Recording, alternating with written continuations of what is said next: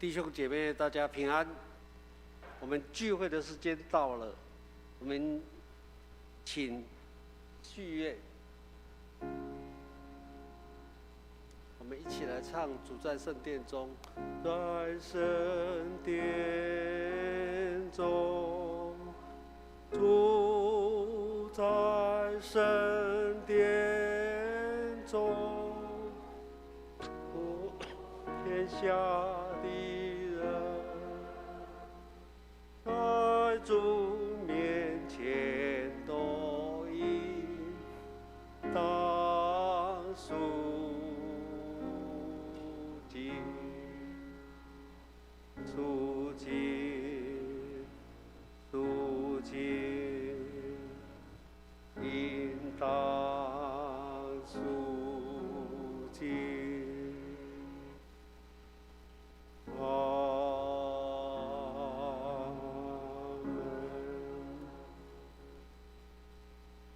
你们要赞美耶和华，耶和华的仆人啊，你们要赞美耶和华的名。耶和华的名是应当称颂的，从今时直到永远，从日出之地到日落之处。耶和华的名是应当赞美的。我们一起来祷告。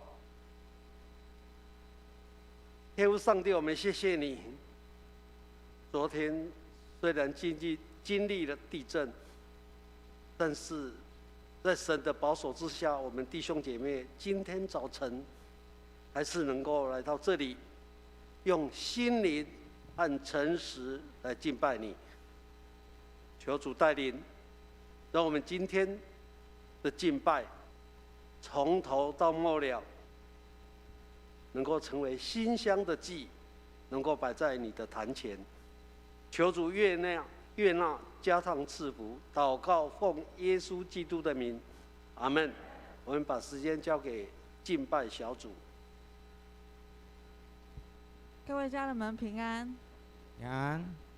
在疫情之下，我们变得更重视健康，也应该会常常为他人代祷，就是身体或是身心的健康，还有互相扶持。那我们现在跟左右两边的人说：谢谢你平安健康。谢谢你平安健康。然而，靠着爱我们的主，在这世上一切的事情已经得胜有余。现在，请大家一同站立，让我们用诗歌来敬拜赞美我们的上帝。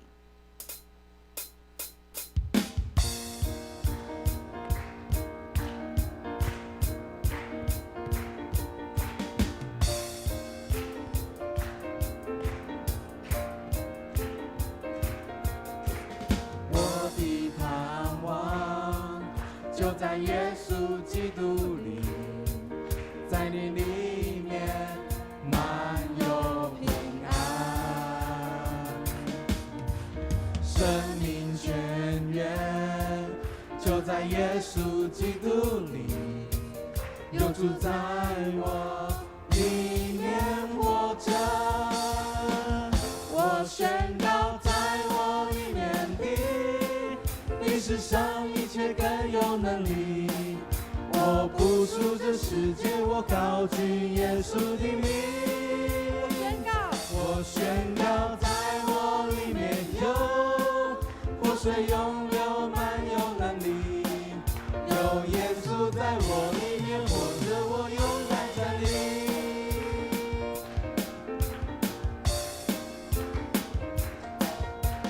我的盼望就在耶稣基督里，在你里面满有平安，生命泉源就在耶稣基督里，有主在我里面活着，我宣告在我里面的，比世上一切更有能力。我不属这世界，我高举耶稣的名。我宣告在我里面有活水涌流，满有能力。有耶稣在我里面活着，我勇敢主在我里面，没有惧怕能战胜仇敌。有主在我里面，没有惧怕还得胜有余。有主在我里面，没有惧怕能战胜仇敌。有主在我里面，没有惧怕还得胜有余。我宣告在我里面的，比世上一切更有能力。我不属这世界，我高举耶稣的名。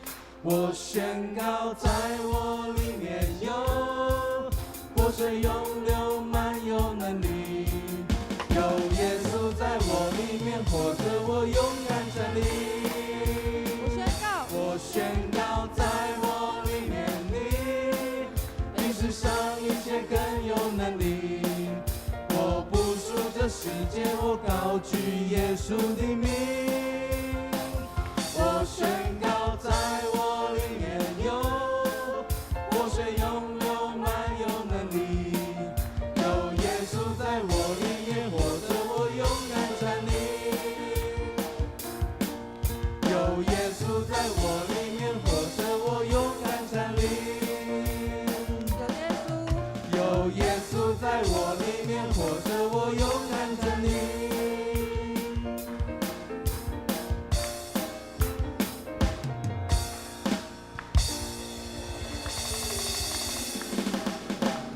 会众请坐。会众请坐。耶和华是我的力量，是我的盾牌，我心里倚靠他，就得帮助。所以我心中欢乐，我必用诗歌颂赞他。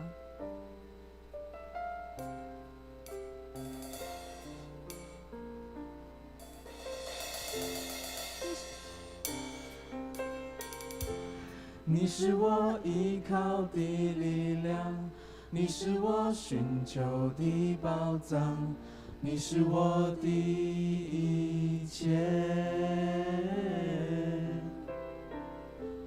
你好比贵重的珍宝，我怎能放弃你不要？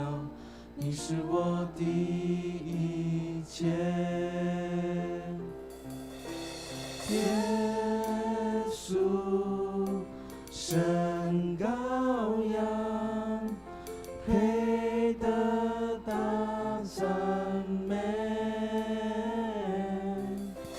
耶稣，神羔羊，配得大赞美。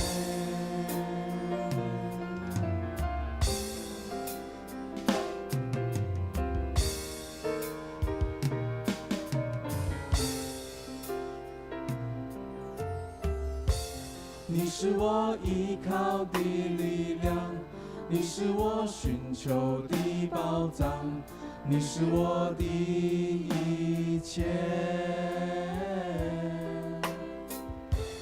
你好比贵重的珍宝，我怎能放弃你不要？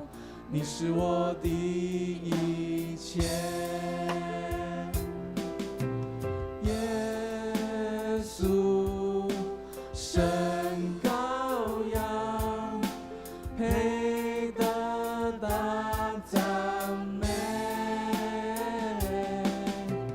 耶稣，神羔羊，配得大赞美。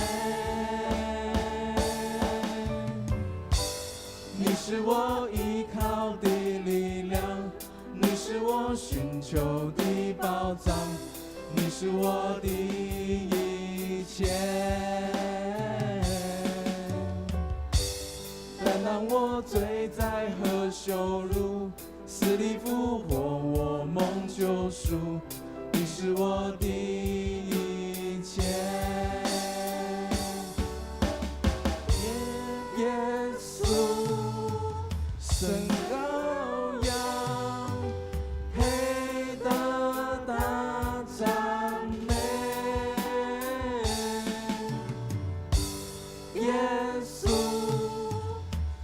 神羔羊，配得大赞美。耶稣，神羔羊，配得大赞美。耶稣，神羔羊，配得大赞美，配得大赞美，配得大赞美。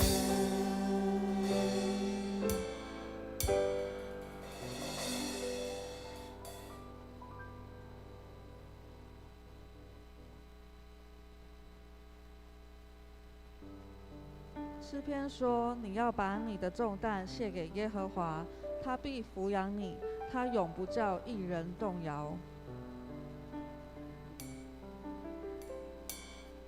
以真诚的心降服在你面前，开我心眼，使我看见，以感恩的心领受生命活水，从你而来的温柔谦卑。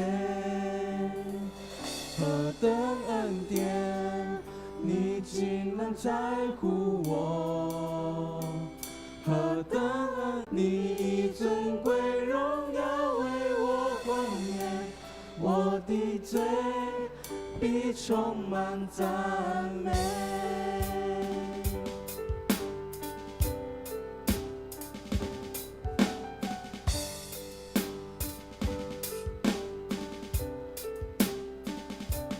以真诚的心降服在你面前，开我心眼，使我看见，以真诚的心领受生命活水，从你而来的温柔谦卑。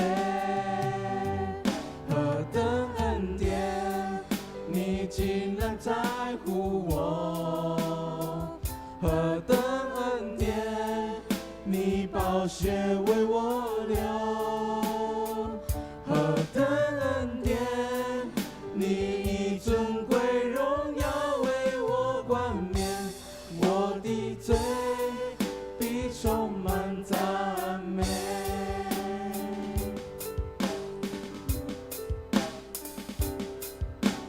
你挪去我所有枷锁，你挪去我所有重担，你挪去我所有伤悲，你的名配得所以你挪去我所有重担。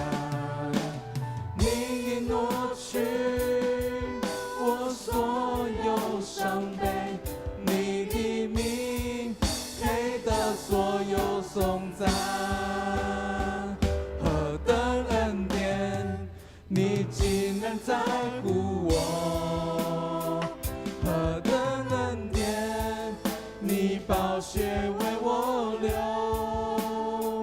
何等恩典，你以尊贵荣耀为我冠冕，我的嘴必充满赞美。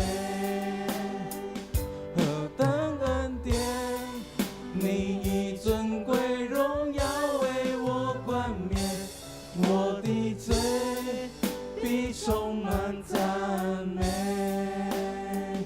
何等恩典，你以尊贵荣耀为我冠冕，我的嘴必充满赞美。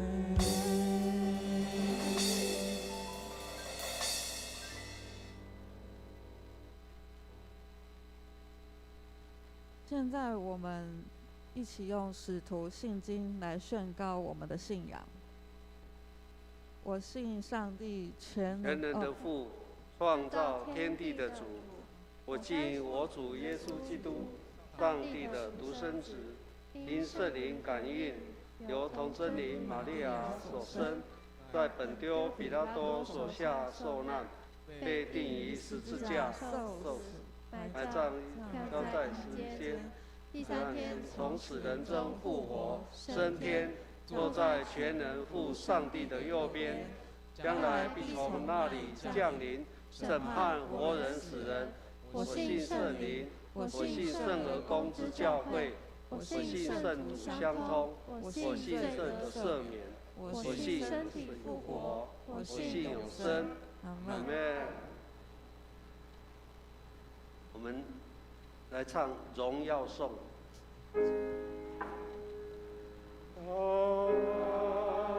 愿荣耀归于父子圣灵，父子圣灵。起初这样，现在这样，以后也这样，永无穷尽。阿门，阿门。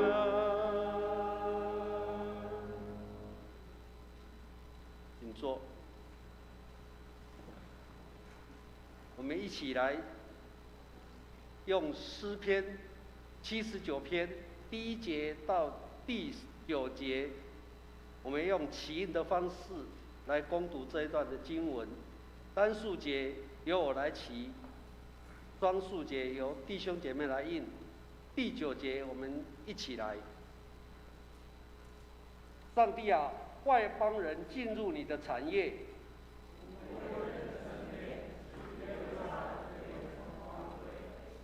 把你仆人的尸首交于天空的飞鸟为食。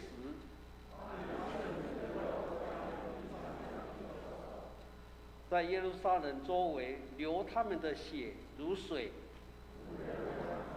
我们成为邻国的羞辱。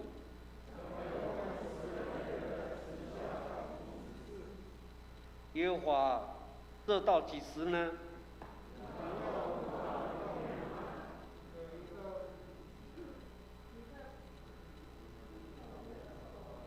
你的愤恨要如火焚烧吗？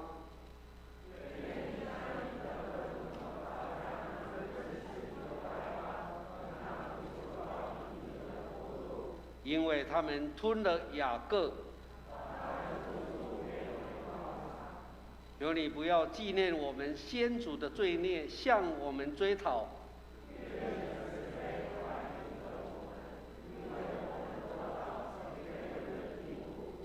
我们一起来拯救我们上帝啊！求你因你的名荣耀帮助我们，为你的名帮助我们，赦免我们的罪。我们一起来祷告。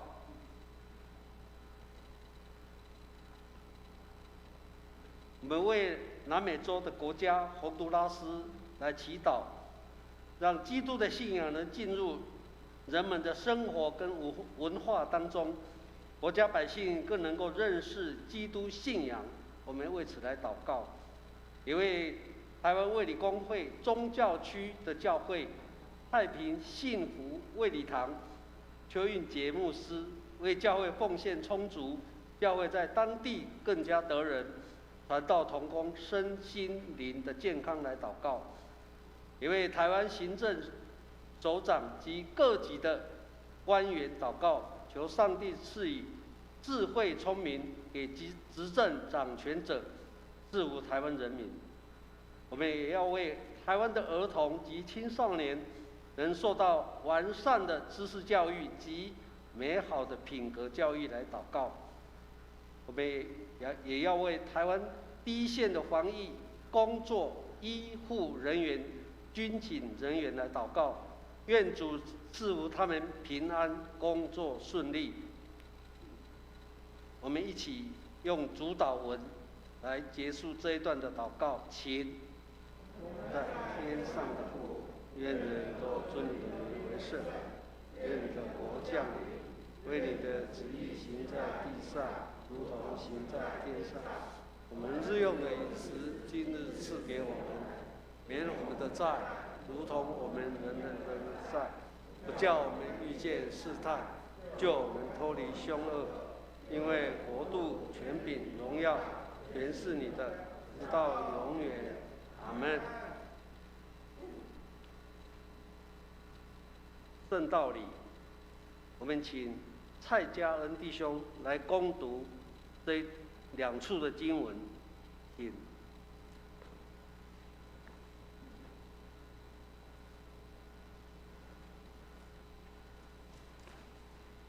平安。今天的经课有2处，第一处在耶利米书8章18节到9章1节，在新标点和合本是844页。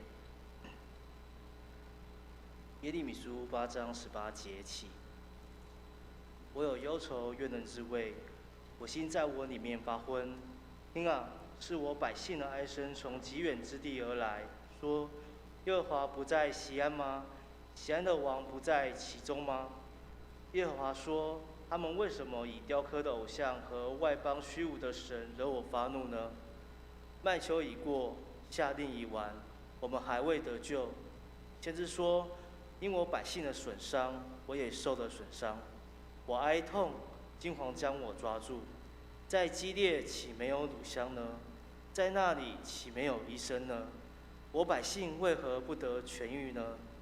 第9章第1节。但愿我的头为水，我的眼为泪的泉源，我好为我百姓中被杀的人昼夜哭泣。第2处经文经课在路加福音16章1到13节。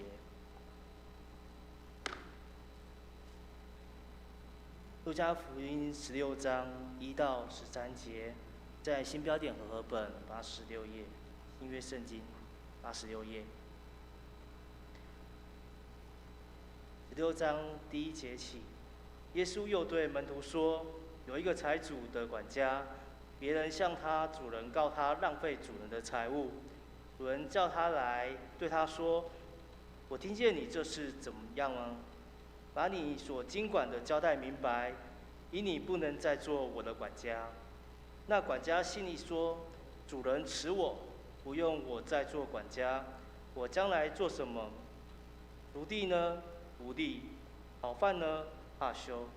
我知道怎样行，好叫人在我不做管家之后，接我到他们家里去。于是把欠他主人债的，一个一个的叫了来。问头一个说：你欠我主人多少？他说：100篓油。管家说：拿你的账，快坐下，写50。又一个说：你欠多少？他说：110麦子。管家说：拿你的账，写80。主人就夸奖这不义的管家做事聪明，因为记事之子在世事之上，较比光明之子更加聪明。我又告诉你们，要借着那不义的钱财结交朋友，到了钱财无用的时候，他们可以接你们到永存的帐幕里去。人在最小的事上忠心，在大事上也忠心；在最小的事上不义，在大事上也不义。倘若你们在不义的钱财上不忠心，谁还把那真实的钱财托付你们呢？倘若你们在别人的东西上不忠心，谁还把你们自己的东西给你们呢？一个仆人不能侍奉2个主，不是恶这个爱那个，就是重这个轻那个。你们不能又侍奉上帝，又侍奉马门。这是以上的经课。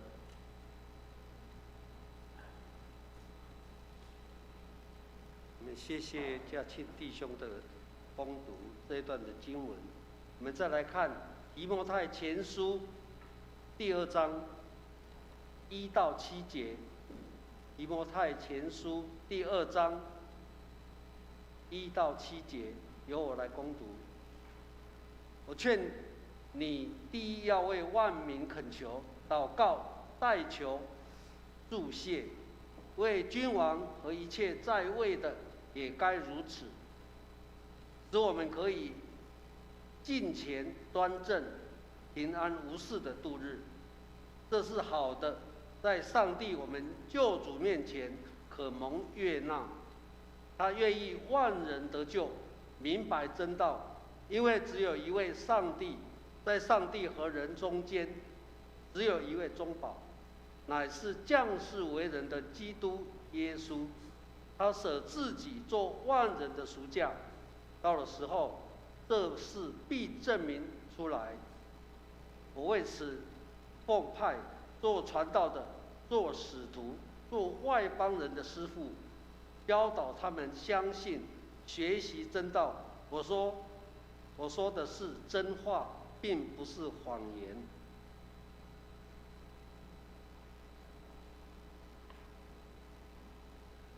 我们请吴一慧牧师，我们接着是献诗。今天诗班献诗的曲目是《我的心啊》。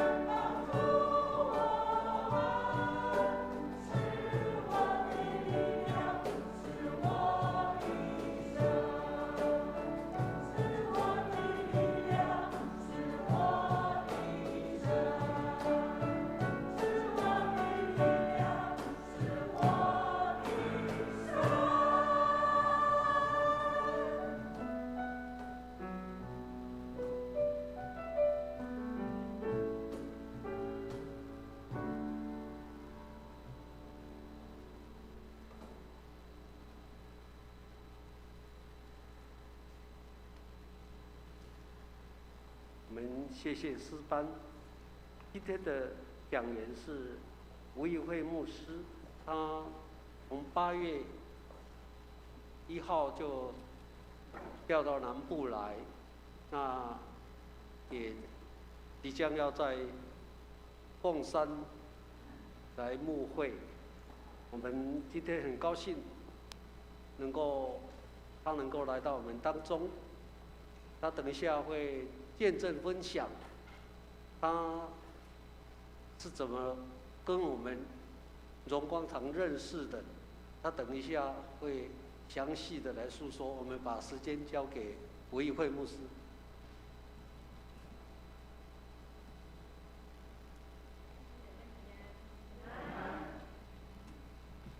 感谢神的恩典。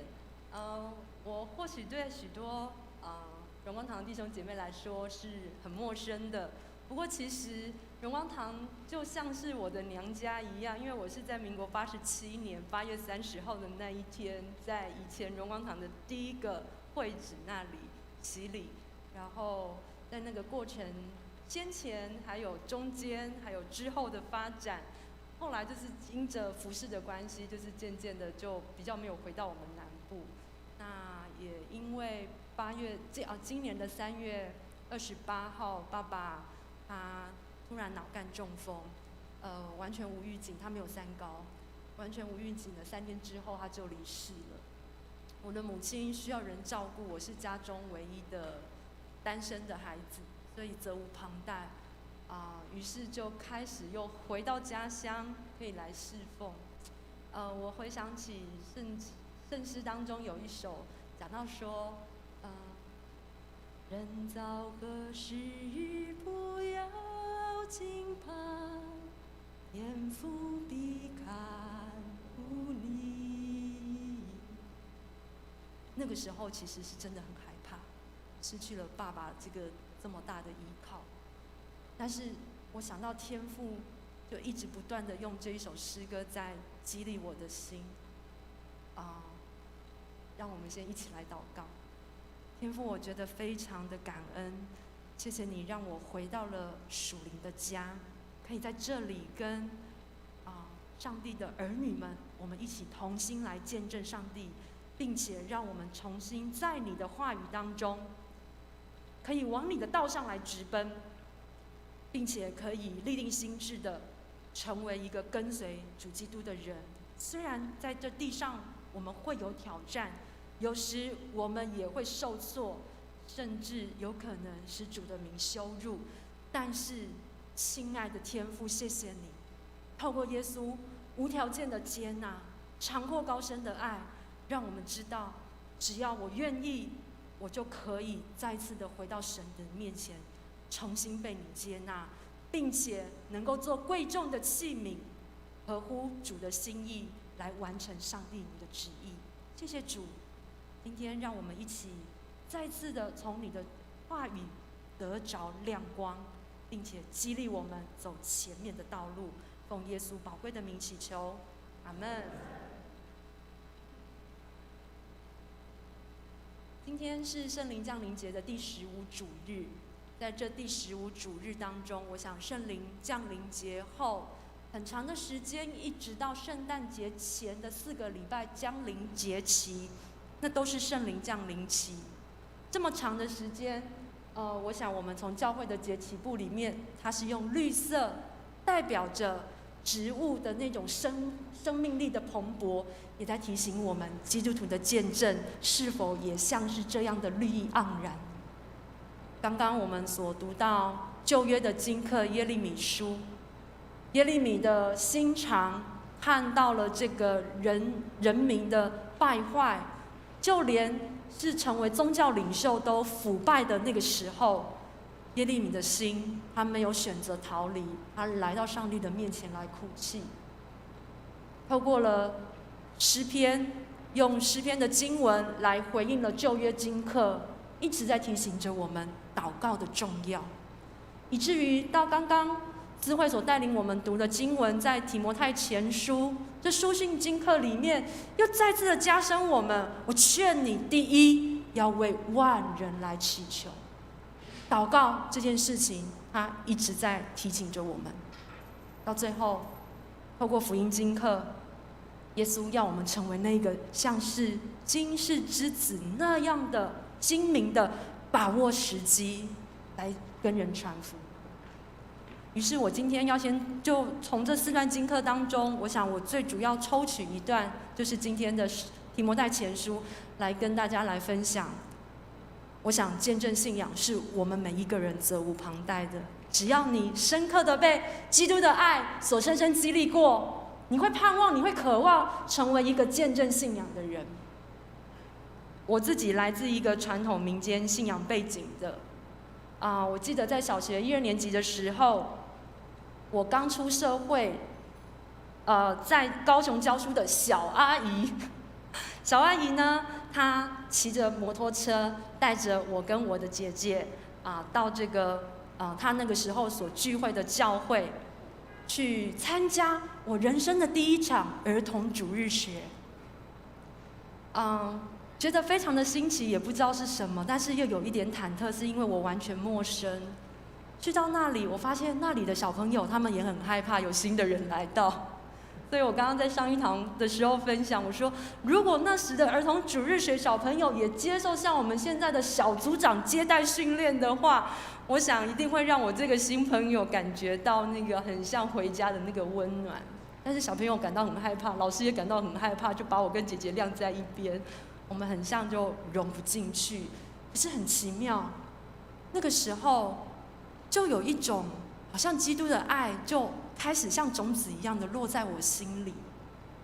而后，我的父亲生了重病，那时候我们都一直查不出原因，我只听之后我只知道爸爸住进了802的医院，但是那时我竟然只懂得去跟上帝祷告，或许是加上以前看电视的这个影响吧。以前在我小时候，有一位叫做宋能尔的女士，以前华视还会转播她的那个布道的节目，还有可能以前看影片吧，就说上帝啊，请你帮助我，请你帮助我的爸爸可以度过难关，我好害怕，如果没有他，我不知道该怎么办。阿们。就是一个完全不成熟的祷告，但是却是很真诚。我没有在我过去拜拜的那些的信仰当中去呼求他们，但我却想到，我怎么会想要跟这位上帝祷告呢？于是就这么过了很长的时间，一直等到我83年念凤新高中的时候，请问我在场有没有念凤新高中的毕业的校友吗？请你挥挥手。谢谢。我是凤新的第3届，彭昌是凤新的第4届。我在念高1的时候，我国中的死党打电话给我说：“吴怡慧，我跟你讲，你一定要去支持一个社团，叫做凤新团契，他们快倒了，你要去支持他们。”我这个人呢，就是朋友的话，我是绝对义不容辞。然后既然有快倒的事情的社团不行，朋友介绍一定是很好的，所以我也不晓得那是什么。于是我又参加了我人生第1场团契聚会，凤新高中的团契。在那里，久而久之，1次、2次、3次、4次，我越来越喜欢去，是因为不仅那里所唱的诗歌，还有非常简单的信息的分享，还有简单的查经。跟最后，我每次聚会的时候，我最期待的就是会彼此分享近况跟代祷。我觉得那个时候青少年的我要跟人讲心里的苦闷，或者是自己有什么样的重担，或者是父母怎么样的不理解我，一开始有点难启齿。可是因为我们大家都是年轻人，又加上有很爱我们的辅导，在那个时候我也很愿意敞开心去分享。于是在我人生的第1场团契里面，感受到这位上帝他透过弟兄姐妹的关心，向我传递上帝那无可比拟、长阔高深的爱。于是等到我终于考上了大学了，我才开始认真的去思考我要怎么样面对我的信仰。也就在去奉新团契的时候，我的高中同学其中一个邀请我去参加奉新团契的姐妹，她就是我们荣光堂的会友。然后呢，她就邀请我们，中秋节要烤肉，你要不要来我们荣光堂？然后那时候认识了荣明兄的儿子伟正，我们在同一个团契里面聊天啊，唱诗啊。我记得我那次第一次到荣光堂的时候，有一个弟兄他对我唱一首歌，哇！我心里想说，怎么会有人这样子唱歌呢？他的歌词是：当头一次遇见了你，我的心充满欢喜，哈利路亚，喜乐满溢，主耶稣。然后呢，充满在我心。我一直听到哈利路亚，才知道原来这个男生在捉弄我。我还想说，哇，这个人对我唱情歌，这是什么啊？哎呀，原来团契里面也是这么真实的，很生活化的。于是我真的是越来越喜欢唱诗歌，认识了我们荣光堂。然后，每年寒暑假的时候，大一的时候，我记得就是会办儿童野的这个叫做野营。儿童什么营？阳光营。对，我虽然还没洗礼，但是那时候的启丰牧师还有整个服侍团队，他们很欢迎我们这样的大学生去参加营会。然后就在寒假、暑假的营会当中，我觉得在那样子分享上帝的话语，还有其实白天都是很生活化的聚会的活动跟教学。晚上的时候就会有萤火的活动，然后就是上帝话语的宣讲。那时候我就觉得，这个信仰真的是我想要追求的。于是87年，我大二要升大二的那一年暑假，就在荣光堂洗礼。洗礼之后，我就继续在东海大学保持在团契里面保持学习。追求，也在台中卫理堂接受造就。寒暑假的时候，偶尔就回来我们荣光堂。于是我跟荣光堂的渊源是这个样子。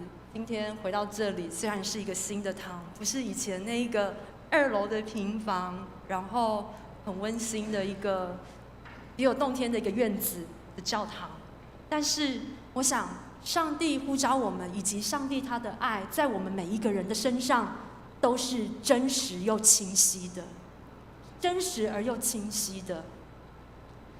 于是呢，从今天提摩太前书的第2章，我们看见保罗这一位刚从罗马监狱被释放不久的使徒保罗，他丝毫不以自己的性命为念，风尘仆仆的又继续踏上提摩太前书1章3节所说的他的宣教之路，他继续传扬福音。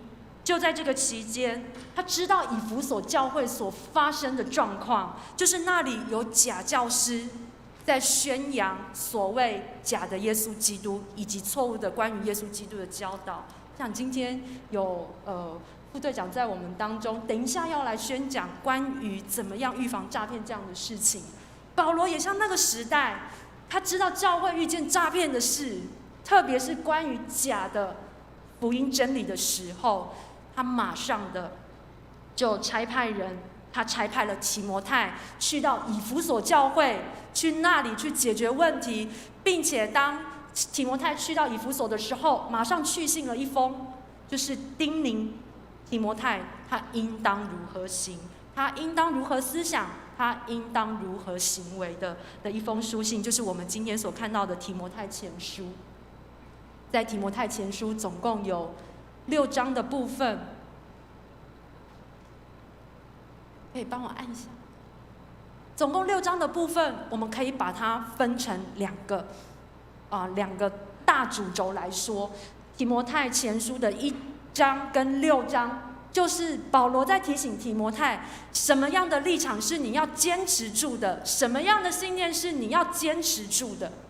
这个信念之重要，如同我们今天听到是敬拜的小组带领我们唱，有耶稣在我里面，我就勇敢站立。今天你勇敢站立是为什么？是因着你的自信心，是因为你的家庭所赋予你、给你的这样的自信吗？这些都很好，但更重要的是，在这一场属灵的征战当中，我们需要知道耶稣基督是谁。所以保罗提醒了提摩太，你要坚持住你的立场。在第2章到第5章，他提醒着教会要怎么样，提摩太你要怎么样解决教会的这些假消息、假教导充斥的这个问题，必须采取的归正的策略。这个策略再从第2章、第3章、第4章、第5章涵盖了整个4章的经文。只是呢，在第1到第6章当中，分别插入了几段对耶稣基督的身份以及耶稣基督的福音工作的颂赞。所以在这里，他说：“大灾近前的奥秘，无人不以为，就是每个人都要理解的。”在他颂赞耶稣基督的身份，他是独生的子，他是上帝的儿子，就是从神而来的那个独一尊崇。并且呢，他所做的福音工作是什么呢？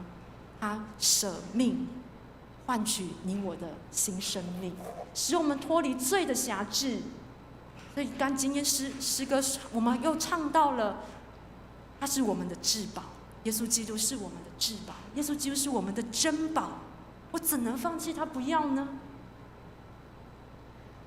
所以因此，如果我们纵览了整个提摩太前书1到6章，保罗他差派提摩太去跟那一些教导、散播荒谬教导的这些领袖对抗，重新的来继续教育弟兄姐妹，教导弟兄姐妹来恢复教会的秩序。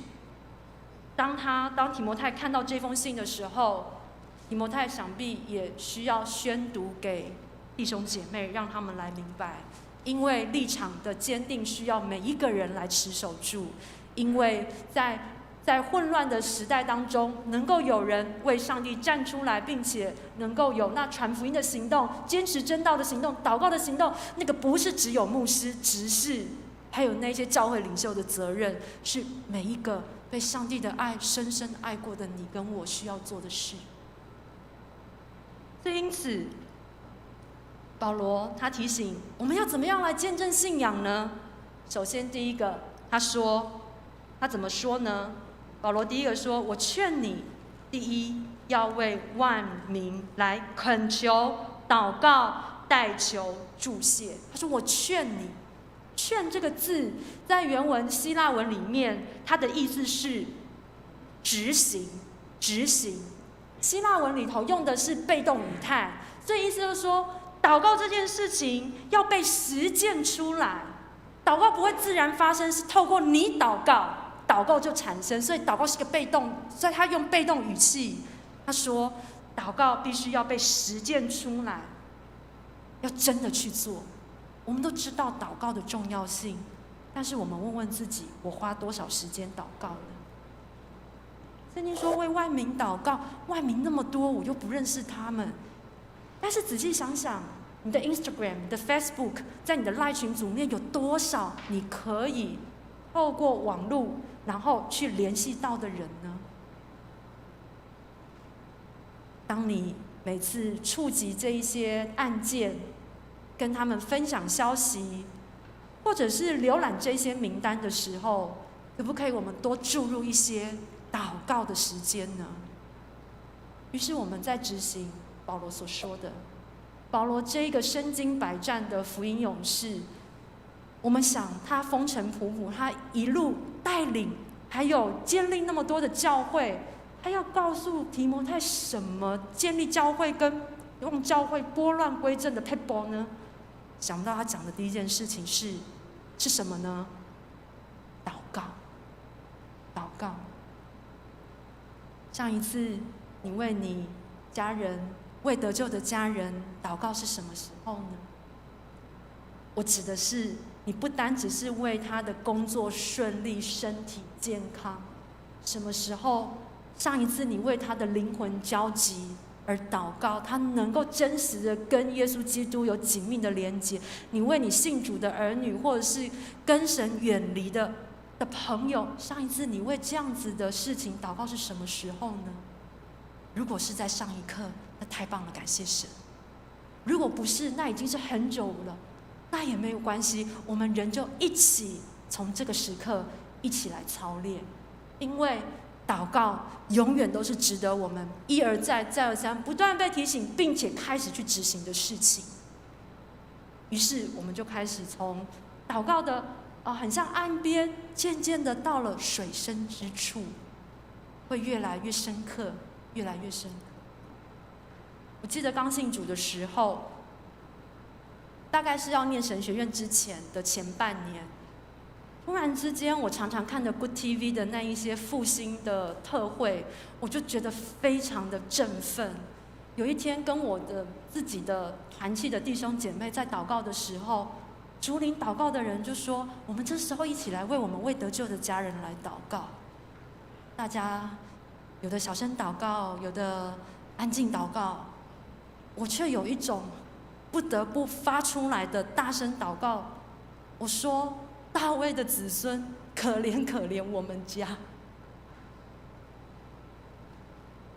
我那个时候真的感受到我的家族很多人不信主的那一种，他们对生命的无奈，他们不知道生命可以有什么样更新改变的方式，但是我知道就是透过耶稣基督。但是当我跟他们传福音的时候，我那时候拙口笨舌，不知道怎么跟他们传，我也不够勇敢。但至少我踏出了那一步，我开始为他们代祷，开始为他们代祷。我想这也是你这个时候正在做的事情，但我只想要跟你说，我们一起不要灰心。我的家族当中还有绝大多数97%以上的人都还不是基督徒。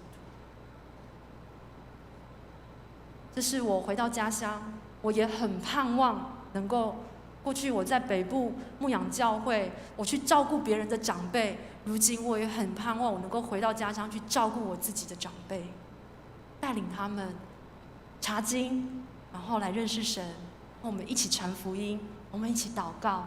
想想看，这样子的群体在一个又一个的家庭当中被兴起的时候，大使命我们正走在当中，很激励人的，很兴奋的。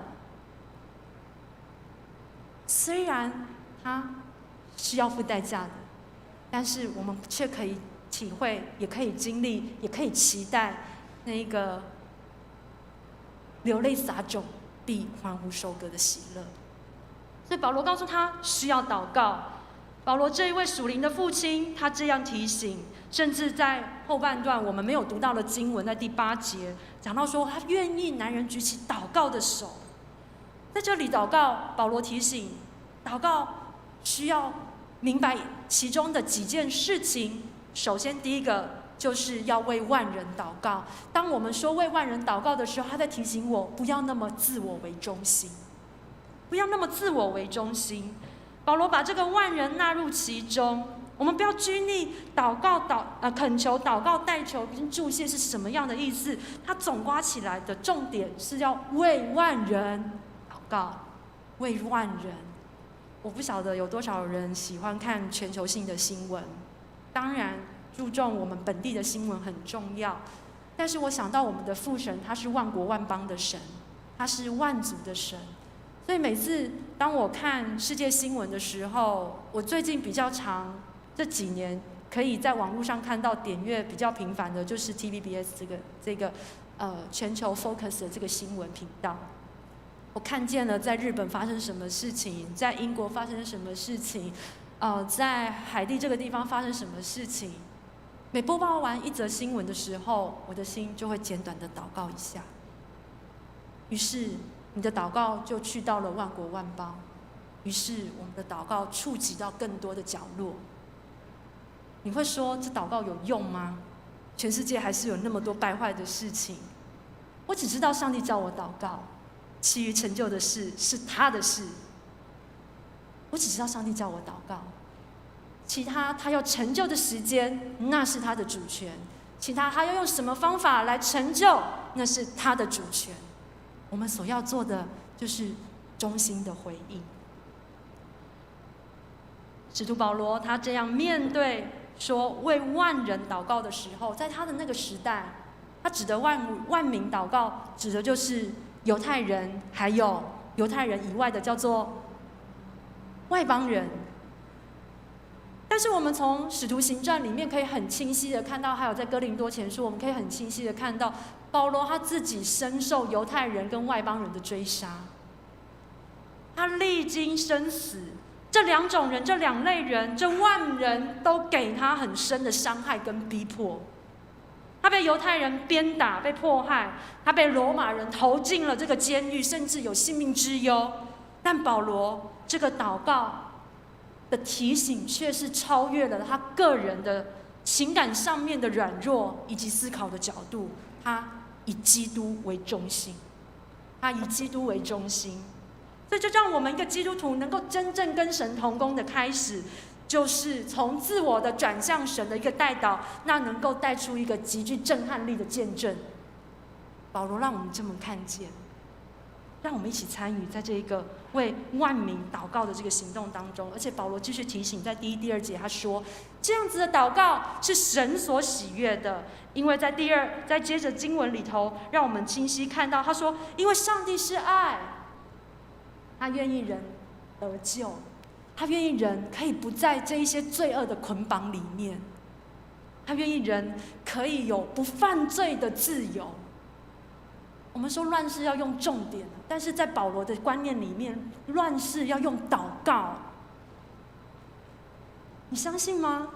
我这么相信。我们需要祷告，这是我们的责任。全台湾有这么少的基督徒，如果我们不起来祷告的话，谁会为这些事情祷告呢？在远方的基督徒吗？我相信会有的。可是我们就是活在这个本地当中，我们更需要祷告。我回到凤山的时候，哇！我记得8月那一个月，我闻到了我史上过去在台北，牧会的生涯13年的生涯里面，我觉得我那一个月8月一整个月闻到最多的那个烧纸钱的味道。我有很长的时间，我觉得我所处的环境没有那么多香灰味，我好像忘记了我的同胞他们不认识真实，好像一直停留在自己的教会里面，一直不断的做装备训练，然后就是大家在这里真好。然后接下来9月遇到了中秋节，我原本以为整个街上会有很多人烤肉，但是今年我感觉并没有。我不知道我们弟兄姐妹今年的感觉如何。我知道好像某种层面，我们的百姓受经济的压力，人好像拜得更旺了，因为很需要平安。他们也在等待有人把真的平安跟他们分享，是即便世界环境没有改变，人就有不能够震动的那样子的心境。所以回到家乡的时候，上帝呼唤着你跟我，让我们继续为我们自己的本地来祷告。因为第一，这是上帝所喜悦的事情，因为上帝是爱，他希望人人都能够得救，也只有上帝才能拯救人的灵魂。也只有上帝才能拯救人的灵魂。我们可以殷勤的举办福音茶会，殷勤的去邀请人，然后运用上帝所赏赐给我们的财富祝福，成为一个祝福流通的管道，再去祝福别人，邀请他们来到教会。但是我们可以殷勤的做这些事情，但是只有上帝才能够感动人的心来信靠他，只有上帝能，因为这是上帝的事。只有上帝能够拯救人的灵魂，所以我们所能做的就是祷告。而且他继续说，要不仅为万民，更要为那个在位者、执政长，为君王跟一切在位的这一些的执政者来祷告。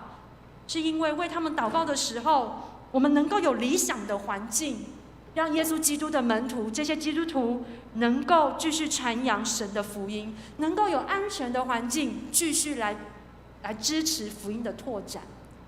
我记得我大2那一年，我修了一门课《西洋文学概论》，《西洋文学概论3》，我们换了一个新的老师，他是印度籍的英国人。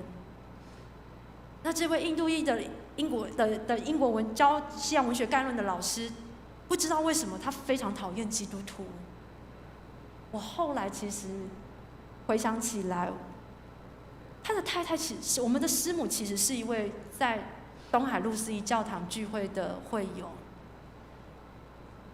但不知道为什么我们听到的见证是，他阻止太太去教会，然后当教会的弟兄姐妹去探访他们的时候，我们的老师对待这一些来探访的人很不客气，结果教会探访的人就回敬他一句：“你这一个恶魔。”然后接下来就没有什么机会可以继续传福音。可能这个老师他也受伤了吧，我也不知道为什么他不让师母去参加聚会。可是总之我大二遇到这个老师，这个老师他不是那么喜欢基督徒。在一开始可能我在班上表现很积极，所以老师原本很想选我当小老师，然后就希望这个 Molly 你可以来帮忙，就是我们西洋文学概论2的这个课程。后来他知道我是基督徒以后，很喜欢在班上挖苦我。Molly Molly Holy Holy 哦，你就是基督徒里面最 Holy 的一个。这刚信主的我听起来不是很，这个感受不是很好，我也不知道怎么回敬他。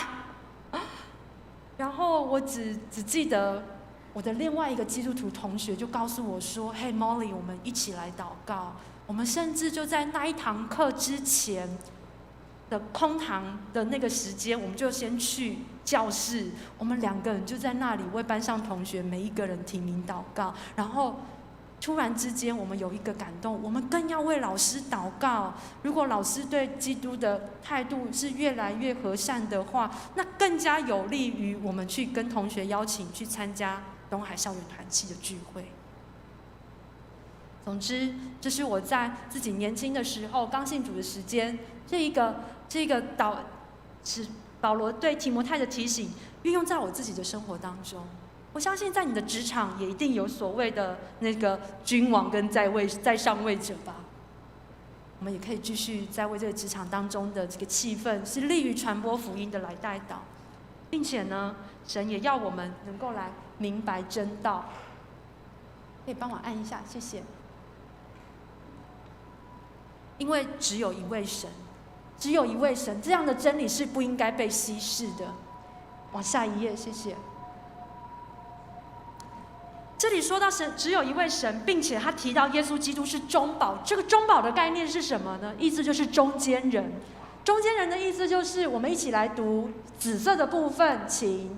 以牺牲自己的生命，使人从罪中释放出来，与神和好。这就是耶稣基督的身份，这就是耶稣基督的福音工作。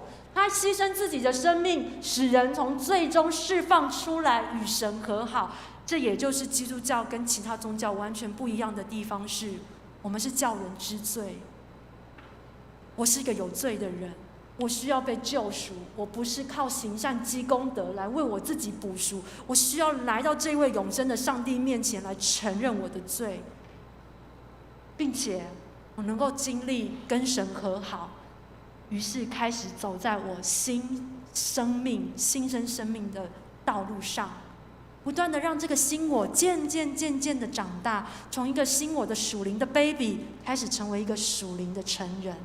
而也在这一个成长的过程当中，老我渐渐的变小，直到保罗他这么说：基督在他里面活，我活着就是基督，我死了就有益处。最后帮我按下一页，谢谢。于是在这样子的祷告跟真理当中，我们就可以明白，祷告祷告是大能的工具，没有错，但它不是为了在天上成就人的心意，而是在地上成就神的旨意，因此神也盼望透过第7节的经文，他盼望我们也能够一起加入在这个传福音的行列当中。或许我们一定会觉得很好奇，在今天的福音经课里面，耶稣为什么要我们跟无赖学习呀？那个经世之子，那个不义的管家，它这么差劲。圣经用不义的意思指的就是邪恶，就像那一些诈骗集团一样，他们用邪恶的手段把人的心给掳去了，然后去行不法的事情。这个不义的意思就是邪恶的意思。但是最后这个主人竟然夸奖这一个不义的管家做事精明，然后耶稣在这个比喻之中，他开始做比喻的教导。他说怎么样子呢？经世之子在世之上，教光明之子更加聪明。其实我想昨天的大地震已经再次的提醒我们，当然还有这2年以来的 COVID-19， 我们在末世的时代底下，末世其实离我们很近，又加上了这个乌俄之间的战争，其实末世离我们非常的近。耶稣用这一个不义的管家，他面对接下来他很快就要被辞退了，他就要被掏喽了，他不知道他接下来可以怎么样有生计，于是他赶快想办法，我们台语说弄整，赶快找到了这个解套的方法，就是呢，给主人的这一些的欠债者都叫来，给债务做一个瘦身计划，然后呢，目的就是要让他们将来可以好好的感谢我这个大恩人，来接济我。一天接济一天去一家，我一定是高枕无忧啊！耶稣要用这个比喻来告诉我们，这个不义的管家面对他明天不知道工作在哪里那个急迫性，他赶快生出了一个方法，为他成功的解套。今天光明之子的我们，有深刻的感觉到末日就在我们当中吗？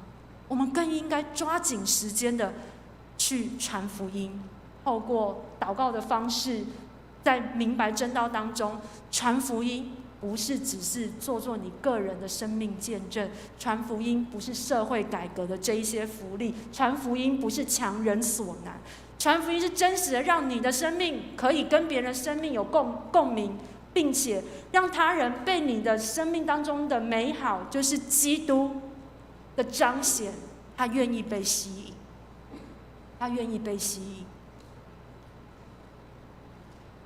否则他大可以去信其他，也一样会有神迹奇事的宗教。这就是基督信仰的不同。凤山是一个急需福音工作的地方，凤山卫理堂的弟兄姐妹也需要从头的好好来学习福音的真理是什么。当我们可以自然而然的在我们的生活当中将福音的真理跟别人传递，这个传递的时间不是强人所难的。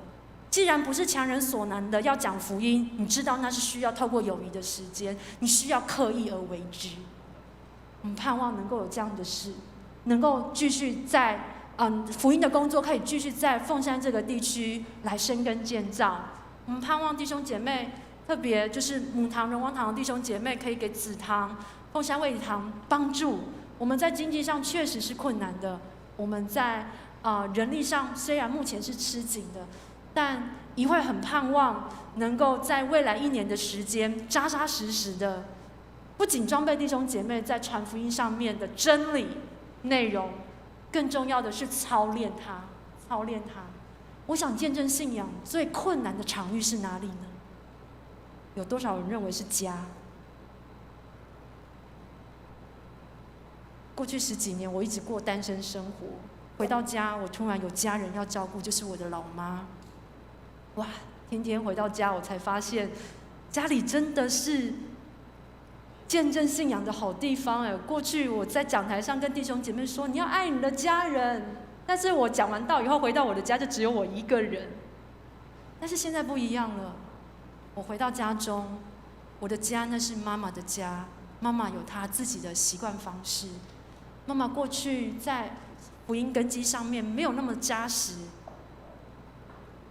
而我有那么长的时间是单身的生活，如今我要回到我的家中去跟母亲去做传福音的事情，信仰造就的事情。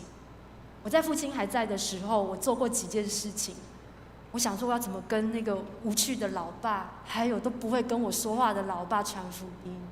我老爸很喜欢看政论节目，于是那个时候的我就告诉上帝说：好，我愿意为了爸爸坐在那边陪他一起看，只为了能够得到一个跟他有机会讲福音的一个桥梁也好，或者是沾到边的也好。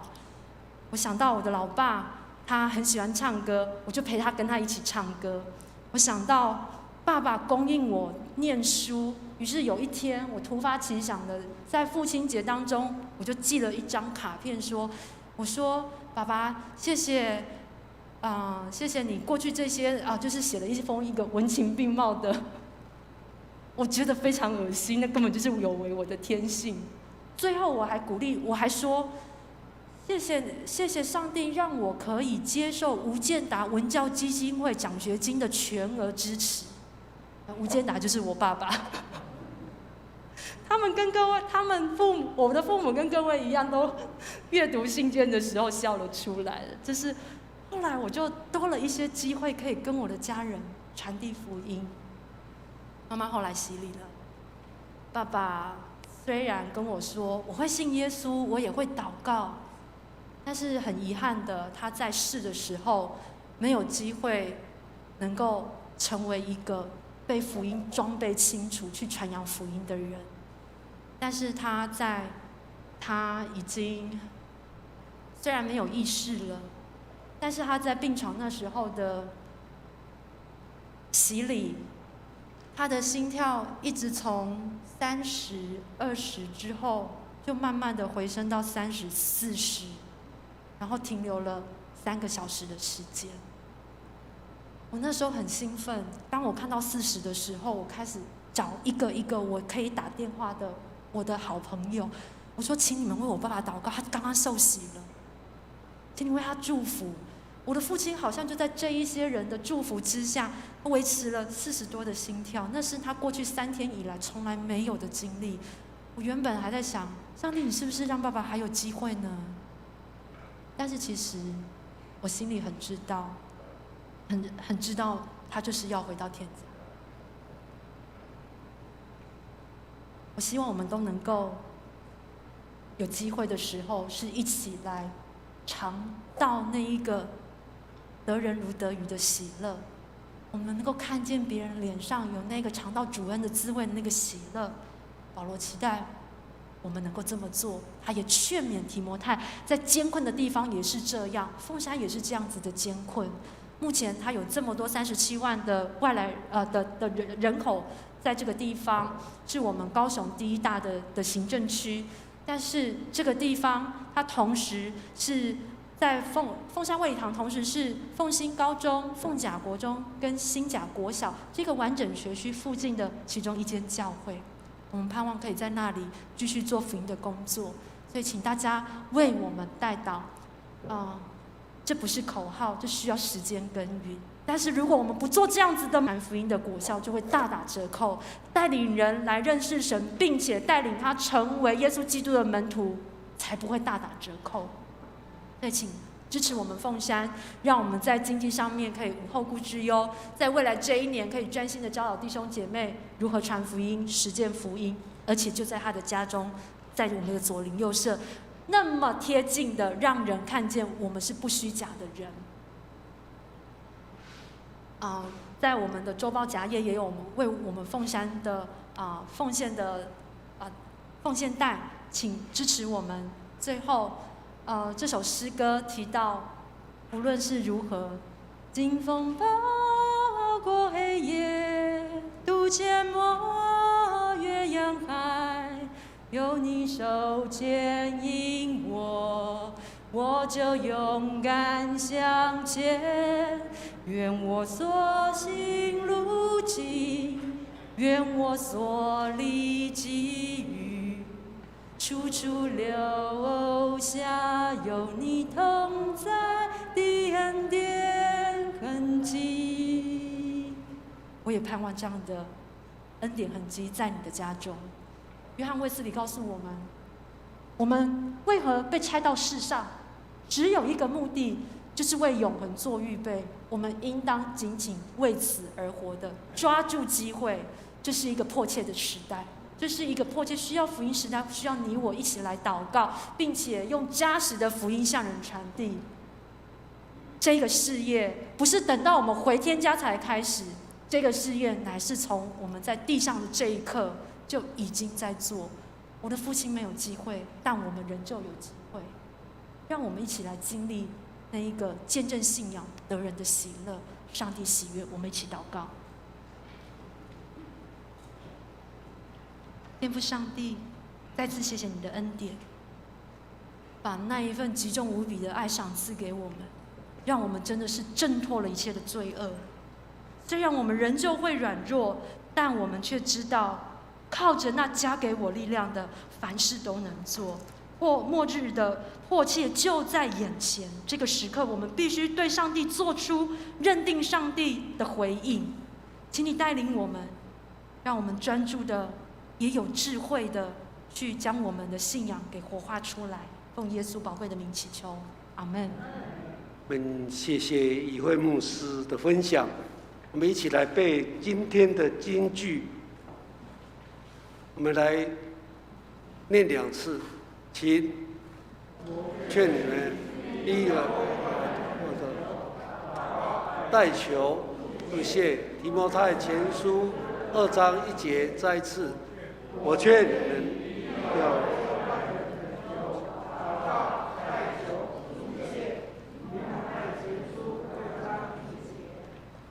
我们今天非常感谢能够邀请到前镇分局的侦查队的侯永庆小队长来讲解如何预防诈骗及国外打工的防诈的宣传活动。我们请侯先生请上台。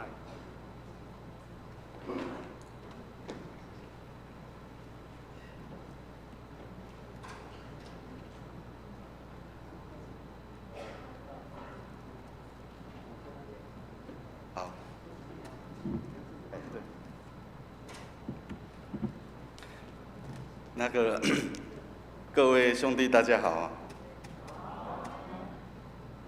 不好意思啊，我是我们前镇分局侦查队的小队长啊，我叫侯永庆。今天第一次啊来我们教会帮大家宣导一下反诈骗的一些手法跟知识，让大家晓得。现在诈骗的案件实在太多了，在我们刑案的比例里面目前诈骗案件是排第一啊，已经快超过毒品了。之前都是毒品案件比较多，现在都诈骗的案件最多了。也应该大家也时常会听到左右邻居被骗的一些讯息啊。我现在先把一些基本的让大家知道他一些犯罪的手法大约哪几类让大家晓得。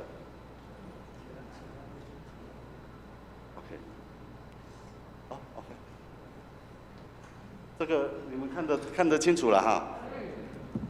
我那边我看不清楚，我看这边，年纪大了稍微有老花。现在他的诈骗的排名我们最常看到、最常听到的了解除分期付款，因为我们都还很年轻，我看都还很年轻一定都会在网络上买一些东西。因为现在网络太发达了，我们在家里动手指就能够买到我们喜欢的东西，所以这个解除分期付款的诈骗相当多。我先把诈骗的种类让大家了解一下，然后再简单的介绍他们的手法。那第二个，假网拍就是一页式的网页诈骗，后面让你没有资料可查询的第三个就是假交友，假交友我看大家的层次比外面的都还高，应该比较不会被诈骗了。假交友就是突然间在你们的脸书或者赖跳出来要跟你加好友的那一些。那个假冒亲友的最近一直在攀升，假冒亲友诈骗的案件那个假冒检察官的从以前到现在都还是有。可是比例一直在降下来的。因为这个事情发生太多了，大家都知道，我们也在宣导，所以一直在降。假绑架的现在比较少了，哦，然后假投资的现在一直在往上飙，哦，一直在往上爬。那我再详细跟大家介绍一下他的犯罪的手法，哦，他的流程啊。解除分期付款，其实我们的一些资料啊，好，个资也好了哈，像我们在网络上买东西也好，我们看到这个商品，我们很喜欢哦，简单介绍一下，这个遥控器好了，我们在网络上看到，这个我们就给他买了嘛哈，它上面标价就300块，哦，我们当然就 ATM 转账就转过去了哈。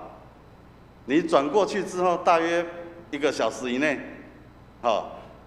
自称卖家的人就会打电话给你，然后说，某某先生，你刚刚购买我们的商品遥控器1支300块，可是你按到分期付款，分成3期，你要付3次的钱啊，变成900块。我们听到当然说，这样子我不要买了啊，原本就300块而已啊。对，他就会跟你讲说没关系，我教你怎么操作，把分期付款解除了就没事了。你如果真的听他的话了哈，去 ATM， 去那边听他指挥，按那个我们的提款钮啊，你要记得那台 ATM 只会吐钱出去啊，它没有那些解除了哈，把钱咬回来的那种功能啊。你要是听他指挥去按啊，就会把你的钱又转走了，转到对方的户头去了。简单讲，你又被他骗了。只要叫你去按提款机要解除什么分期付款的这叫你去按的了哈，绝对是诈骗了，你放心了，因为那个东西没有办法把钱要回来。你一定要记得，这个案件大家都有可能会遇到，因为这个科技那么发达，我们都在网络上买东西，而且他打电话来讲的都是事实。你刚刚真的买这个东西，可是这些资料怎么流出去的，我们也摸不着边了。老实讲，他那个科技都远在我们之上。这些犯罪的人真的很聪明，我们要抓他，有时候还真的抓不到。说这个觉得很丢脸啊，其实没有办法，因为我们的脚步跟不上他，他在骗人家，他一直在发明新的招数。我们在抓他，只是跟着他的脚步在走而已。我们真的没有办法说发明出一套来能够涵盖这一些的，所以真的要抓他们很困难。怎么抓都是抓到一些小喽啰，就是那一些车手啦，出面领钱的这些，那个比较傻，都抓到这一些而已。而且那个年龄层一直下降，现在高中生在这些犯罪集团里面他占的比例已经占到40%了，因为都是这些小喽啰在领钱就骗那些高中生，你去提一个款回来就给你3000块5000块，很好赚啊。因为学生比较没钱嘛，去领个钱回来就那么多钱可以赚，真的很多人去做呢，他不晓得后面的严重性呢。以后这个球场抓不到上面的，就是他们要赔呢。这个各自的其实这个以前一笔各资1块钱，我们一个人的资料1笔1块。我现在这样子讲，你们觉得怎么那么便宜？其实这个很好赚。这个大约15年前，我们到台北去他们的公司去抓，那一家公司就有我们台湾的百姓500-600笔的资料，500-600万笔的资料。你看他有500-600万，我们说500万好了，他手上卖给一家卖场，就能够赚500万。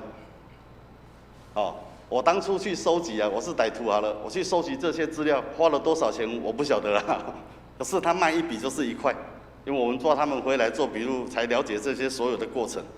他卖给大卖场，卖给补习班，他有分年龄层1笔就是1块钱，然后500万笔你看他卖给多少个单位，你看他赚多少钱，我们如果开立一个补习班也好，卖场也好，我们都要寄一些 DM 嘛，有没有？去给各位家长啊，哈，让他们大家知道我们开什么补习班在哪里，有没有？他那些资料从哪里来？他就是这些诈骗集团，他们当初先去收集，收集完以后再卖给这些新成立的厂商。所以有些时候我们会收到一些资料，哎，奇怪啊，我又没去这个地方，怎么会有这些 DM 寄到我家来？哦，这些就是从他们购买我们的个资啊。现在个资法哦，之前个资法已经有成立了吧哈，所以这些现在就我几乎都隐形了啦。哦，这种事情就很少了啊，10几年前相当多。这刚刚解除分期来，这个假网拍交易的都是用人头啦哈，设立账户在网络上卖东西，啊，这个你后面也追不到什么人了，因为都是假的。他这目的就是要骗你的钱，他卖的东西都比较便宜，哦，简单讲，像苹果手机好了，好，一支我们外面在卖，哦，3万多、4万多都有，他这个网络上一支啊，2万5就有了。我们看这个价钱差那么多，有人就心动了，就真的会去买呢。可是他寄过来的东西啊，不是 iPhone， 是sabun啊，肥皂啊，它同重量的东西包装得很好。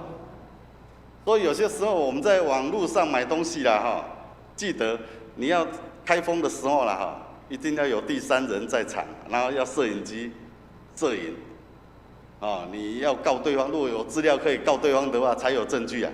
如果都没有人在场的，你东西他会跟你辩啊，你东西拿了换这个肥皂要来告我，哦，这些保护我们自己的一些常识我们都要懂。其实啊，买东西价格差那么多，就绝对有问题啊！哦，天底下哪有那么好的事？那个苹果公司不就倒了吗？对不对？哪有那可能？这个假交友的相当多。哦，各位在电视上应该都有看到。哦，不过我看你们大家那个层次感觉上都比较高，应该比较不会被骗了。这个在你们的手机啦哈，LINE 哦或者脸书。忽然间会跳出几个人来要跟你加入好友的，哦，像疫情期间发生最多了，现在有比较降，可是还是一样很多。疫情期间大家有些都在家里比较少出门啊，就一直在滑手机而已，然后跳出来一些本来我们都不会给他加好友的，啊，滑手机一直滑也不知道滑到哪里去了啊，就点加好友，加好友以后跳出来的，当然啦。假军官啊，什么都是从这里面跑出来的，哦，被美国政府派到叙利亚，派到哪一国去打仗的那些假军官啊，哦，高富帅的就有在跟你聊天了，哦，在这战地多可怕，哦，好想到台湾去看看你，哦，要认识你，可是我没有钱买机票，我们台湾的百姓呢比较善良，哎，真的有人要汇钱过去让他买机票来的呢。哦，我讲的这些都是真的哦，我都觉得很奇怪呢。哦，台湾的人真的是很有钱，很有爱心呢。我讲的这些都是真实的，我刚刚讲的那个是比较正面的啊。如果再讲负面一点的，假交友的，哦，他的都是美女的图案，哦，然后你就会想要约他出来喝个咖啡啊什么的，很简单，他就跟你讲，公司规定，哦。你要先汇3000块的点数进来，我才能够出去陪你喝咖啡。哎，就真的有人去超商买点数了，哦，这都是真实的事情，哦，而且很多。然后我们都有跟超商有沟通有联系，只要来买点数的人，你看年纪比较大的，你就要跟他讲，这个有可能是诈骗的，因为你现在叫我买点数要去玩，我也不会玩。一些游戏我真的不会了，我不晓得你们会不会啦。可是我没有在接触，我们就真的不会。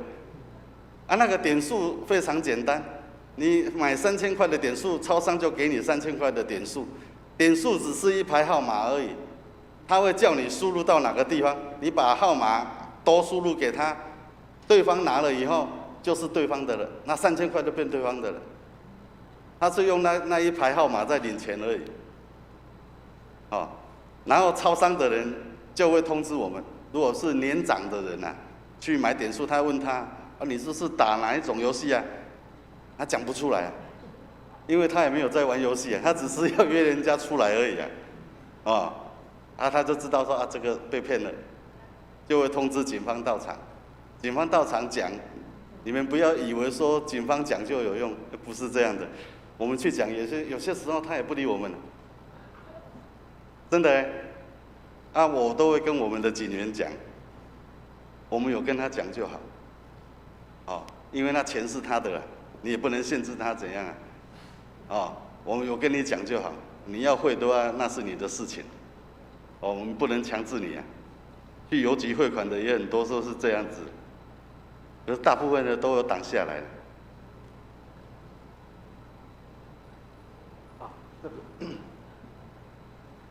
假冒亲友借钱的节日的时候最多，星期一到星期五最多，星期六到星期天几乎是零6日几乎都是零，因为1到5才有办法汇钱，银行金融机构才有开6日几乎都没有，6日面交的也很少记得这种诈骗案件都是打你们家里的电话，白天只剩长辈在家，长辈在家最好骗了。我讲的是真的对不起因为只有长辈在家，他没有地方可以问还有节日，他怎么骗你呢？像中秋节好了，他就故意打电话给你，他乱枪打鸟，你接电话的是女生，他就婶婶中秋节快乐，有没有在烤肉？我们听到这个电话不是在高兴是在想说，对方如果是男生我们就在想，这个我侄子是谁因为你搞不清楚他是谁就是因为我们搞不清楚他是谁，他才会用这个猜猜我是谁的方式在骗我们。现在我们在想想了半天，你是谁婶婶，你忘记我是谁了你想想看，我们就会讲这个男生好了你阿庆因为我们的侄子有一个阿庆好了，你阿庆他就说对啦，他就顺着你的话一直走了，然后拉近了你跟他的距离。他是你侄子你是他婶婶你们两个就有亲戚关系一样，就拉近了你们彼此间的距离，他就会开始骗你了。婶婶，我换电话了现在换这支电话几号？有事情就打这支电话跟我联络好，嘘寒问暖结束了就挂掉了。你不要以为这样子就没事了。他如果早上打给你这通电话了下午或者隔天他就马上又打电话给你了，他不会间隔距离太长太长的话，搞不好会被你识破，你懂我意思他就下午打电话就打电话进来了，他就会编一个理由了。婶婶，我阿庆你看到这电话知道你是阿庆我要汇钱给人家了少15万，你能不能先借我15万？都是自己人，真的就是这样子借了。然后借怎么借？我要把钱汇给那个不好意思议会牧师不好意思要汇给议会你直接汇到他的户头就好我户头账号给你，你不用汇给我，你汇给我的话，我还要再转汇，麻烦就这样子，就真的都相信呢。到邮局如果邮局的人你要去邮局汇嘛不要说邮局，他就跟你讲，你要去汇款的时候，银行的人如果问你说这是要汇给谁做什么的你就跟他讲说这是要汇给阿庆嘛，我就是你侄子嘛，汇给侄子的，可是我侄子没有户头这是他朋友的户头，他都会先给你洗脑然后你去跟行员讲，行员会问超过10万，他就会问你这个钱是要做什么他就照他这样子讲，全部都搬出来跟行员讲那行员当然也会相信你因为这是你的钱啊，他只是关怀提醒你不要被骗而已，问完之后就让你汇了，汇了这个钱就被骗了。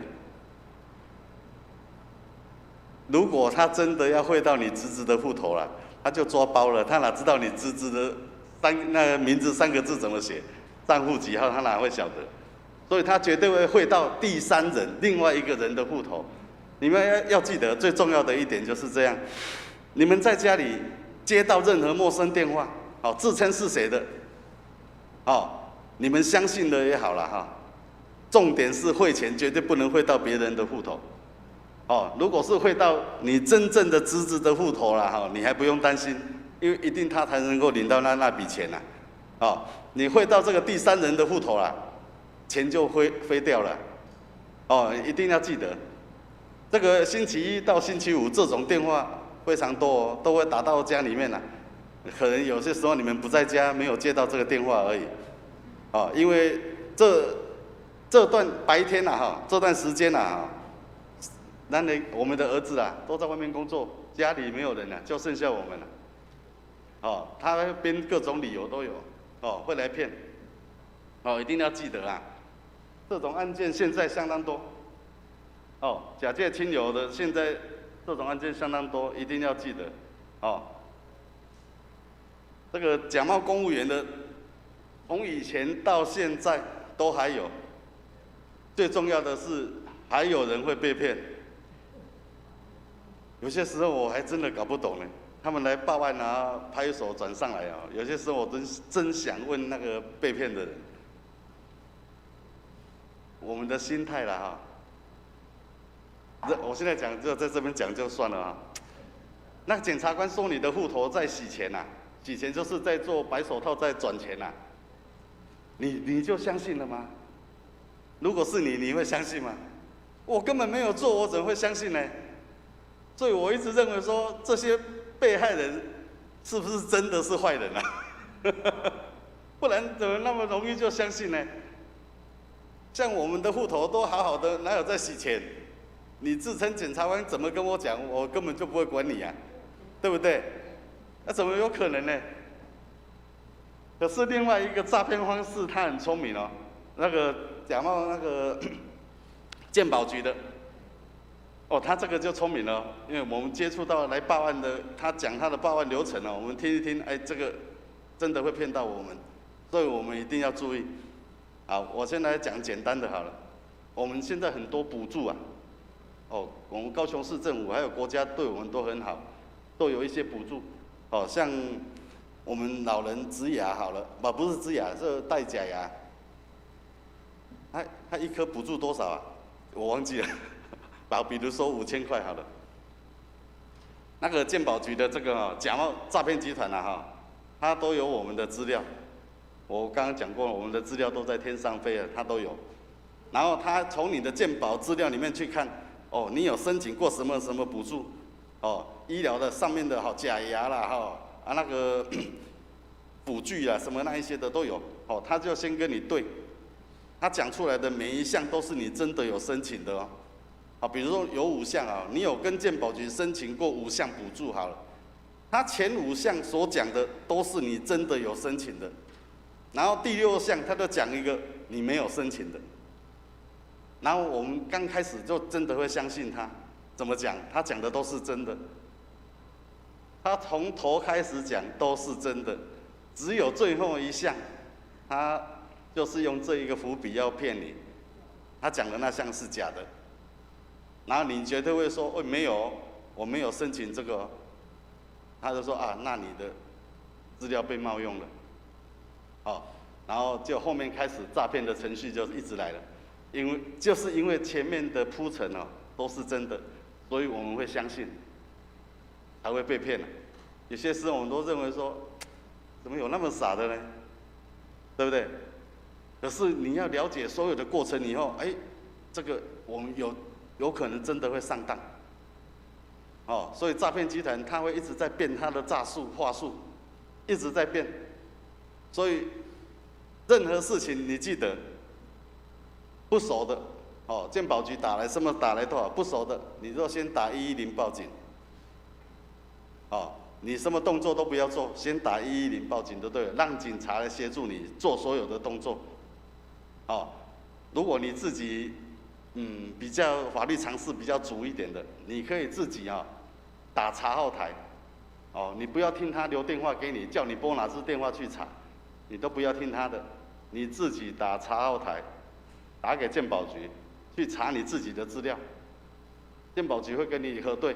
你核对你的身份以后没问题，他就会跟你讲所有的资料，你就跟他讲，刚刚有健保局的人打电话给我，你的情形告知他以后，他就会全程的协助你。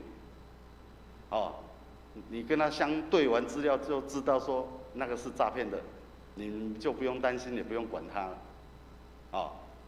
最简单的就是打110，记得。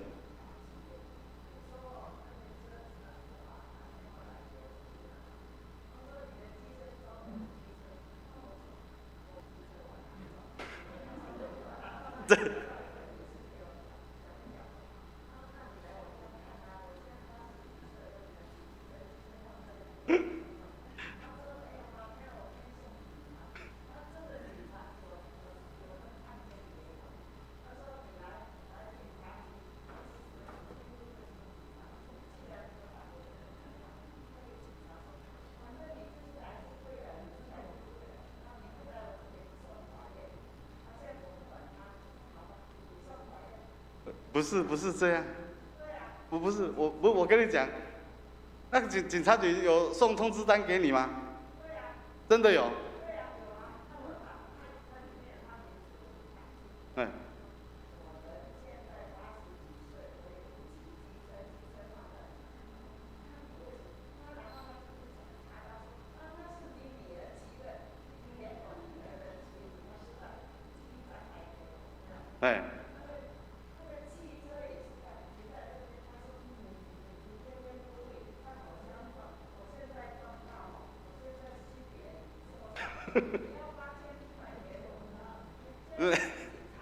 来，我先跟你报告一下如果他寄给你的东西是真的由我们分局侦查队寄过去的话它上面有留电话跟地址，都绝对会有。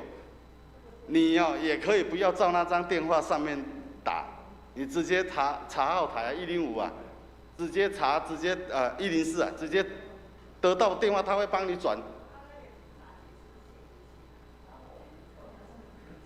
这也是林雅的，不过那个没关系它是以发生地为主不是以你家户籍地对，如果发生地如果在前镇，就归前镇管是这样子的。好，等一下事后我再跟你讲，那个要处理，如果没处理会通缉对，我等一下再讲没关系，我先把这个让大家知道，私底下你跟我讲，我再跟你讲。他那个有些事情不能马虎不能随随便便的，那个有些时候真的会被通缉送法院的。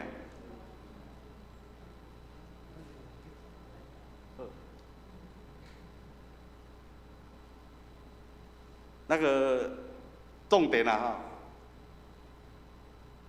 警察人员记得。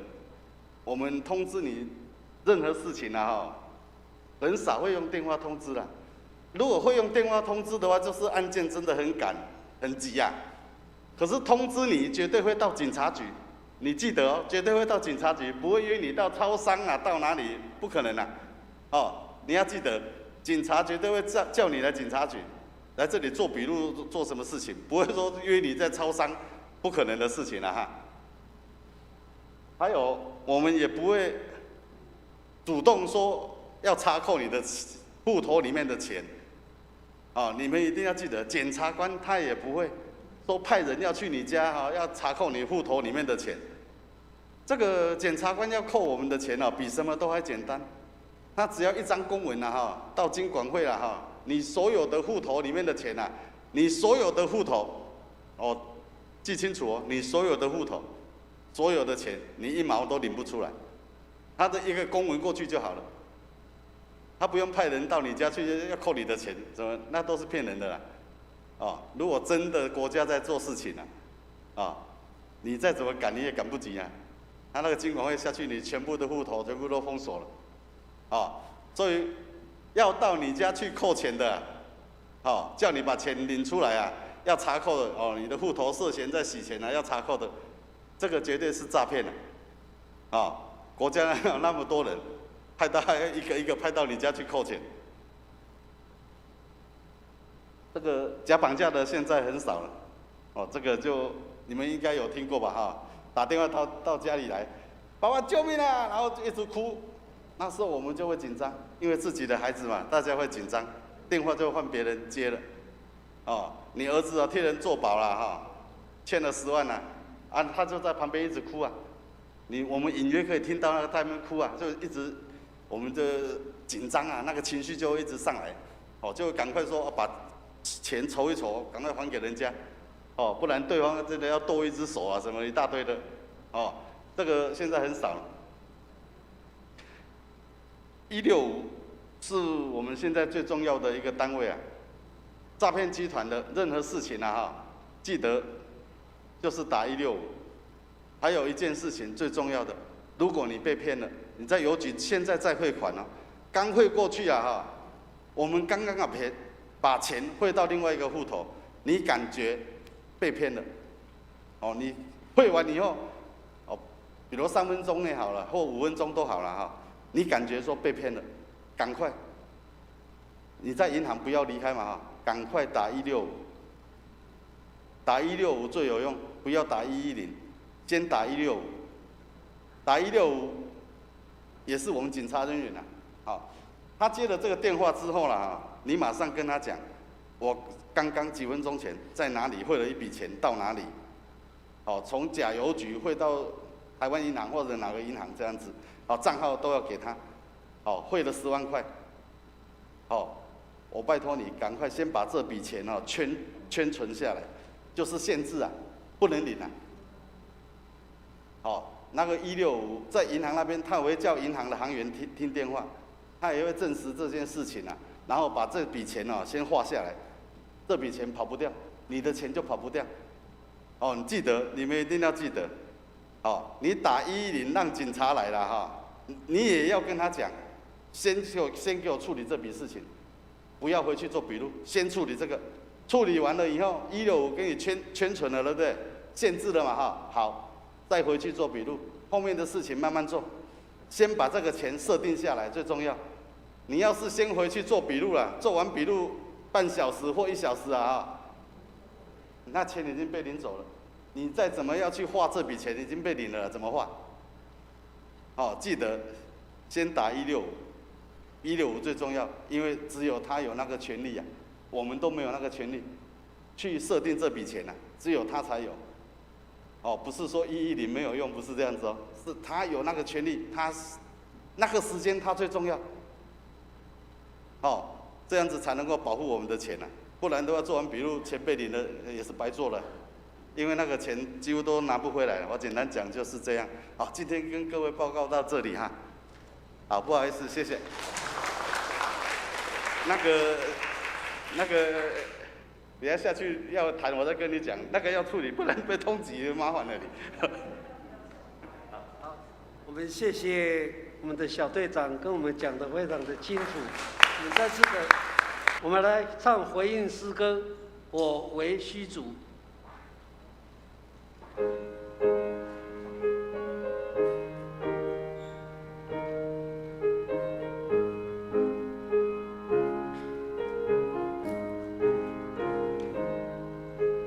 我们唱第1节、第4节。我为虚主的灵，有主恩生，唯有若生是灵，独为我心。我虚你，我真虚你，每时刻我虚你，我主随时恩惠，我来救你。第4节，我为时刻虚你，是我恩言，愿主宝贵的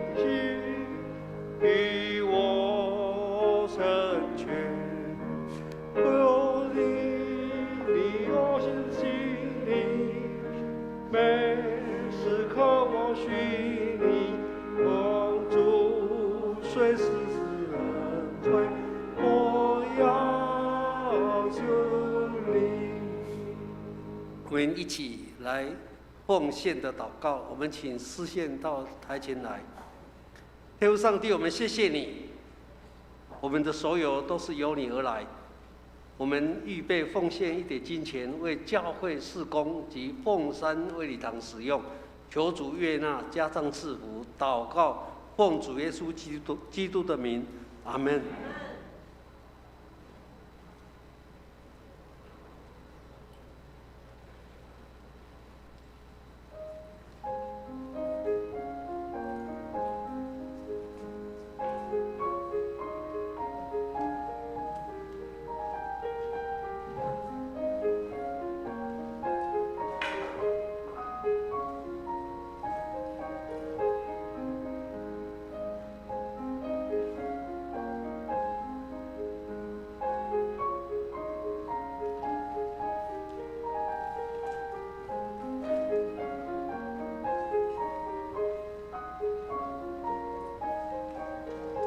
我们请起立。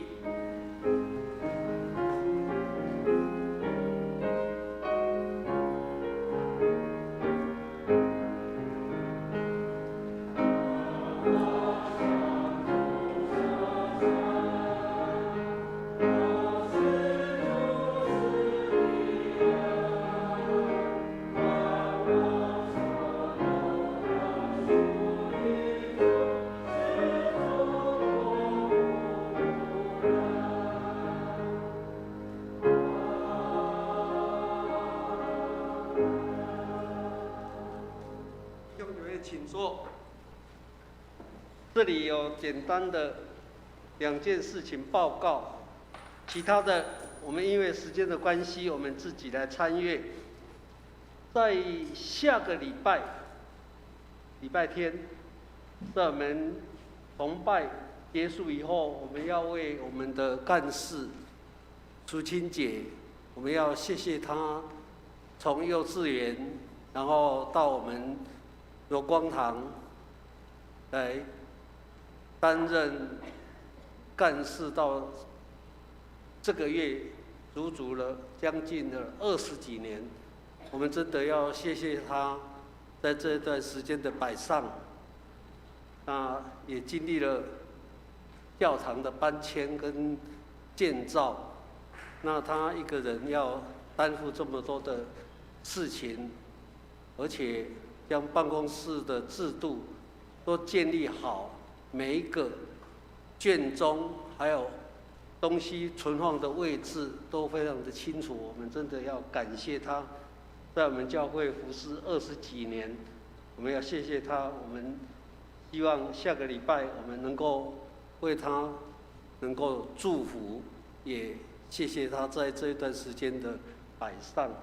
那牧师他今天到宜兰哦，那也为牧师祷告，让牧师师母出入的平安。那周雄老师呢，他人在基隆，那还没有办法回到我们当中。那今天的基要真理的课程暂停一次。那诗班练习呢，因为如君姐他们儿子也确诊，他在家里来帮助他的孩子。那我们今天诗班的练习也暂停一次，其他的事项呢，我们自行参阅。我们一起来唱3-1颂。那我们最后来请吴怡慧牧师来为今天的崇拜后的祝福祷告。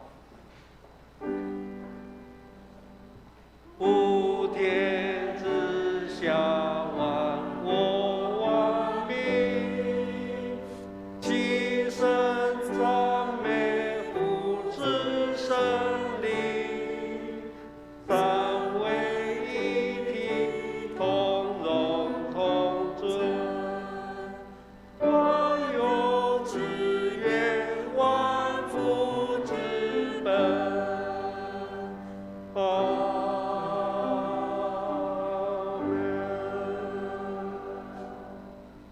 愿我主耶稣基督的恩典、天父上帝的慈爱和圣灵的感动，常与我们及我们的家人同在，从今时直到永永远远。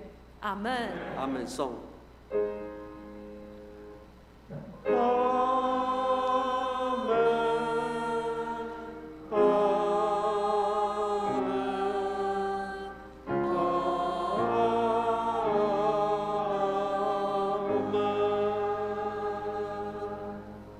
默祷，今天的聚会到此结束。